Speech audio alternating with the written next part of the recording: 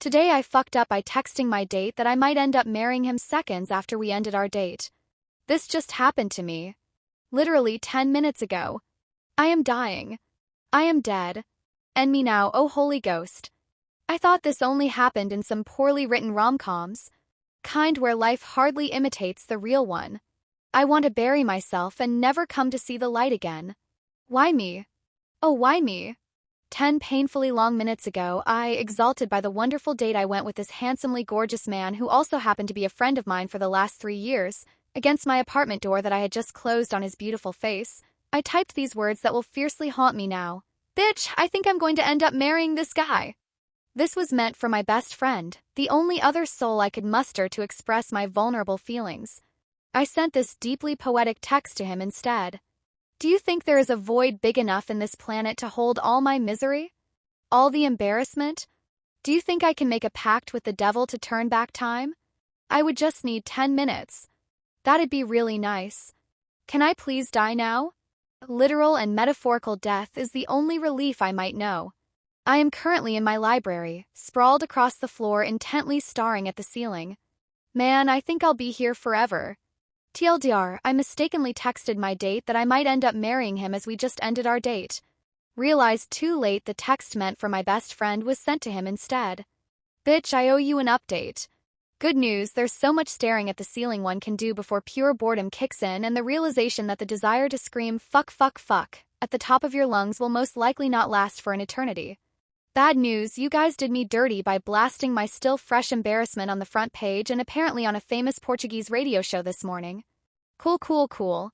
So on to the meaty love update. Once I realized the text blunder, I quickly texted him that it was not meant for him with a crying emoji for good measure. Sweet man that he is, he responded immediately to let me know that he doesn't read texts not meant for him winking face. I subsequently asked for permission to die. He said. Please don't face blowing a kiss. This morning, he texted me about some travel plans we have down the line. Bless this handsome man. The gods are cruel, but not that cruel. This is where I should clarify that the original post was obviously a tad hyperbolic, just like that text, go figure. I slept well last night and I also laughed. Myself, the blunder, just the ridiculous timing. What also got imprinted on me was that exact moment I wrote and sent that text. The moment he leaned and kissed me goodnight, I looking at him as I closed my apartment door, locking it and at once turning around and heavily sighing and smiling, keys still in hand. 2 weeks ago, he had proposed going on a walk at the park. I had an inkling somehow that after knowing each other for 3 years, he was going to finally perhaps become vulnerable and share a few things. I had been in a serious relationship when we met, and what I know now to be out of respect and my ironclad boundaries, he never made any advances. But I was single now, and at the park, sitting there together, he looked at me and said he had feelings for me. Long time, 3-year-long feelings. And right there at Prospect Park on a clear night under some 35 visible stars, we counted, he kissed me. Last night, it was my turn to be vulnerable, even if accidentally. For once, I think I understand Ted. He was always the guy I wanted to throw my shoe at whenever his ridiculous face showed up on the screen, which was a lot. As for the library, I'm not Jane Austen, but I'm a New Yorker, and the luxury of ample space is not something I recognize.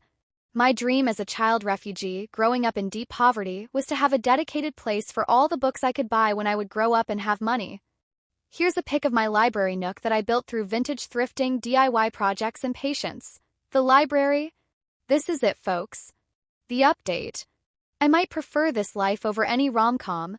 Date 4 years later. 3 years after I mistakenly pressed send, texting this gorgeous specimen of a guy I would marry him seconds after ending our first date, keys still in hand as I struggled to both text and lock the door, and subsequently sprawled across my library wishing for the floor to engulf me, I did end up marrying the man. Damn. What in the world, life? Thought I'd let you guys know since you did help me with your funny comments and shared shameful moments to eventually get myself up that fateful evening, dust myself off, and not commit cringe seppuku. It's been 3 years of pure joy and he's still as dreamy and kind, you guys. And it was kids, that's how I met your father after all. See you in the next chapter. TLDR, bitch, I married the man. Sending that text by mistake 3 years ago telling him I'd marry him right after our first date was just the truth.